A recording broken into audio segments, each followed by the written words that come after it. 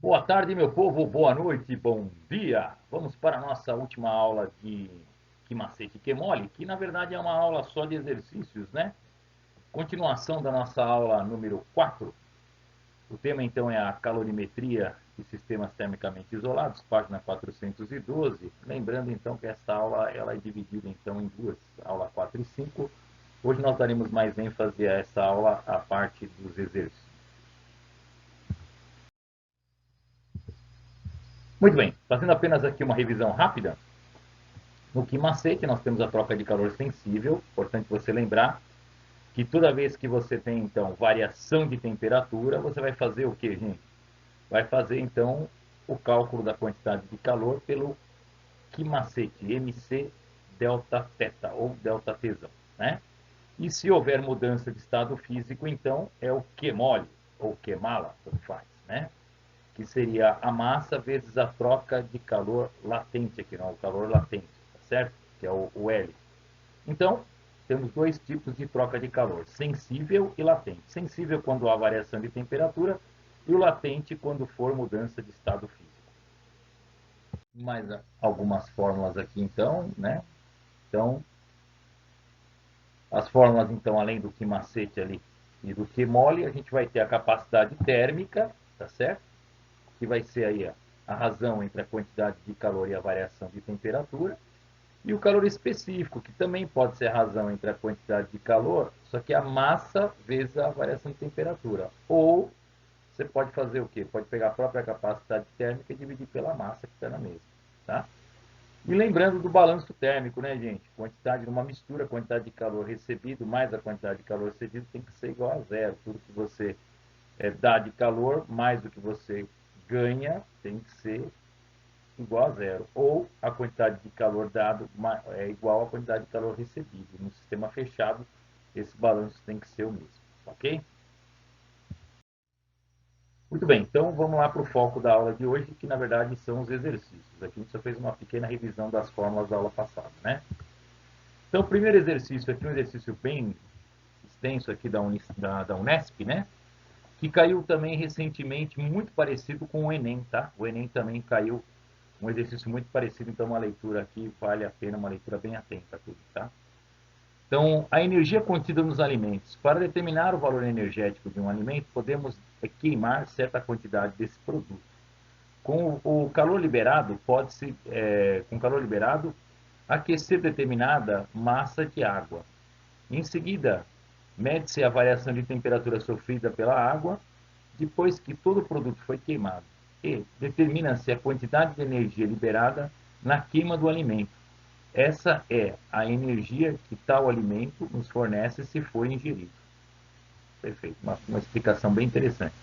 No rótulo de um pacote de castanha de caju, está impressa a tabela a seguir, com as informações nutricionais sobre o produto. Então, cuidado. A primeira coisa que você tem que tomar bastante cuidado não fazer essa leitura aqui, gente, é que isso é para uma porção de 15 gramas, tá? Muita gente não percebe isso aqui, né? Então, isso é para uma porção de 15 gramas, tá? Aí tem, logicamente, o que mais nos interessa aqui é o valor energético, são 90 quilocalorias ou 90 mil calorias, tá? O restante aí fica mais para os biólogos, tá bom? Muito bem. Considere que 150 gramas de castanha tenham sido queimadas e que determinada massa M de água, submetida a uma chama dessa combustão, tenha sido aquecida de 15 até 87 graus Celsius. Sabendo que o calor específico da água líquida é de 1 caloria por grama grau Celsius e que suponha que apenas 60% da energia liberada na combustão tenha efetivamente sido utilizada para aquecer a água, é correto afirmar que a massa em gramas de água aquecida era igual a quanto? Então vamos lá, gente. O que aconteceu foi muito simples aqui. Ele pegou a castanha, ele queimou a castanha, com o valor energético da queima da castanha, ele aqueceu uma quantidade de água de 15 até 87 graus Celsius. Foi isso que aconteceu. Tá? Só que tem um probleminha, pessoal. Será que ele aproveitou todo o valor energético da castanha? Não. Ele disse que apenas 60% dessa energia liberada é que teve o poder de combustão para fazer esse aquecimento. Tá? Ele quer saber qual foi a massa de água, então. Né? Então, bora lá. Gente, a primeira coisa que nós vamos fazer é levantar os dados que nós temos aqui, né? Então, nós temos 150 gramas de castanha, né? Bom, ele disse que o valor energético da castanha é de 90 quilocalorias para uma porção de 15 gramas, né, gente? Então, olha lá. Então, olha lá, valor nutricional para uma porção de 15 gramas, o valor energético é de 90, né? Então, em 150 gramas, nós temos aí quantas porções, gente? Bom, nós vamos ter 10 porções, você concorda? Porque são 150 gramas, né, gente? Então, 10 porções dariam o quê? 150, porque 10 porções? Porque se a gente for dividir 150 por 10, vai dar o 15 aqui, tá certo? Então, se a gente for analisar, isso aqui seria para uma porção de 15 gramas. Como a gente tem 150 gramas, na verdade, nós vamos ter 10 dessas porções aqui. Então, é como se a gente tivesse 10 vezes esse valor aqui, tá? Portanto, na tabela, ele libera na queima 90 quilocalorias. Só que nós vamos pegar 10 vezes esse valor, porque nós temos 10 dessas porções aqui. Tá perfeito? Então, a primeira coisa que tem que tomar cuidado é isso, tá? Muito bem. Então, 10 vezes 90, né? Nós vamos ter 900. 900 quilocalorias, né? Cuidado, isso aqui é cacau, ó, quilocalorias. Então, 900 quilocalorias, 900 mil calorias que nós vamos utilizar. Agora, bora para o que macete, né, gente? Muito bem. Quando você for aplicar o que macete, vai aqui uma pequena alerta, né? O 60%, lembra? 60% tem que tomar cuidado, tá? Então, que macete, só que no valor da quantidade de calor, você tem que lembrar dos 60% de energia apenas, né? Então, é 0,6 da energia, que é igual a MC delta teta, tá bom? Isolando a massa, né, gente? Vai pegar o seio delta teta e passa ele dividindo, tá bom? Então, 0,6 da energia total, que a energia total seria de 900 mil calorias, né? Só que 60% disso. O C da água é 1, a variação de temperatura 87 menos 15, tá bom? Então, fazendo essa continha aqui, você vai encontrar a massa de 7.500 gramas, né? O que nos dá aí a alternativa D de dado, tá bom? Exercício bonito, tem que tomar cuidado, acho que em duas situações aqui estratégicas. A primeira situação é com relação à porção. O que você lê aqui de 90 quilocalorias é para uma porção de 15 gramas. Se você tem um total de 150 gramas de castanha, então cuidado, você tem 10 vezes essa porção aqui. Essa era a primeira pegadinha. Outra coisa é com relação ao quilocalorias, cuidado, tem que multiplicar por 1.000. E finalmente, a última pegadinha está na hora de aplicar o que macete, cuidado que o valor de Q você tem que multiplicar por 0,6, é 60%. Porque ele diz que ele não usa toda a energia, mas ele usa 60% da energia. Passando por essas três pegadinhas aqui, o resto fica operacional, tá? O exercício fica bem tranquilo. Tá bom, gente? Bora então para o próximo exercício. Muito bem. Próximo exercício, então, que nós temos aqui, exercício 4, da UERJ 2016, ele fala o seguinte: admita duas amostras de substâncias distintas com a mesma capacidade térmica, ou seja, o que significa ter a mesma capacidade térmica? Elas sofrem a mesma variação de temperatura ao sofrerem a mesma quantidade de calor, né? Então, quando você recebe a mesma quantidade de calor, a temperatura varia da mesma forma. Isso é ter a mesma capacidade térmica, tá? A gente já viu isso lá na teoria da aula 4, né? A diferença entre as suas massas é igual a 100 gramas, tá? Então, você vai ter uma massa a mais 100 gramas em relação à outra, tá? Então, uma vai ter 100 gramas mais do que a outra, correto? E a razão, a divisão entre os seus calores específicos é de 6 quintos, né? Você vai falar assim, mas quem que é 6 quintos de quem aí, né? Vai ser CB sobre CA, CA, CB. Então, tu faz, né, pessoal? Não tem problema se você inverter, tá? Por que que não tem problema? E agora vem a pergunta, a massa da amostra mais leve é qual? Então ele não quer saber qual é a A e qual é a B, ele quer a mais leve. Então se você inverter, não tem problema. Quando você achar mais leve, você põe a resposta, tá bom? Então não tem nenhum problema se você inverter aqui. Muito bem, então vamos lá. Do enunciado, então, de cara, o que a gente tem, gente? A gente tem que capacidade térmica de uma é igual à capacidade térmica da outra. Então CA de uma é igual ao CB da outra. Outra coisa que ele fala aqui, pessoal, é a razão. Então, aqui que eu falei para você, se você inverter, não tem problema nenhum, tá? Se você colocar Czinho A e Czinho B, não tem problema, porque como ele quer a menor, não tem problema. Eu aqui julguei melhor colocar o CB sobre CA, tá? Então, CB sobre CA, 6 quintos, maravilha. E outra coisa também é o MA igual a MB mais 100. Como eu falei para você, não tem problema se você inverter, ele quer a menor, então fica tranquilo, ele não pediu o A e o B. Então, se você inverter, não tem problema, tá? Muito bem. Muito bem, então, gente. Eu já sei, então, essas três relações foram explicitamente dadas no problema, agora eu preciso relacioná-las através da fórmula, né? De que fórmula? Bom, Primeira fórmula interessante é saber que a capacidade térmica é o produto da massa pelo calor específico. O Czão é MCzinho, né, gente? Tá? Então, como eu sei que o Czão dos dois é iguais, eu vou substituir o MCzinho de cada um, tá? Aqui tá Czão, né, mas é Czinho, na verdade, hein, gente? Cuidado aqui, ó, que apareceu um Czão, mas é Czinho, tá? Então, MaCzinho igual a MbCzinho, né? Fazendo uma multiplicação em cruz, eu vou ter que o Czinho do A está para o Czinho do B, assim como o Mb está para o Ma, ou seja, elas são grandezas inversamente proporcionais, tá bom? Muito bem. Se eu tinha dito que o CB sobre CA era 6 quintos, então CA sobre CB vai ser 5 sextos, né? Então 5 sextos é igual a quem? A MB sobre MA. MB, mas quem é o MA? O MA é MB mais 100, tá? Agora é só multiplicar em cruz, né, gente? Eu vou ter 5MB, aplicando a distributiva, 5MB, né? Mais o quê? 5 vezes 100, 500, tá bom? Igual a 6 vezes MB, tá bom? Tá aqui, eu vou ter o quê? 6MB menos 5MB vai dar MB, tá certo?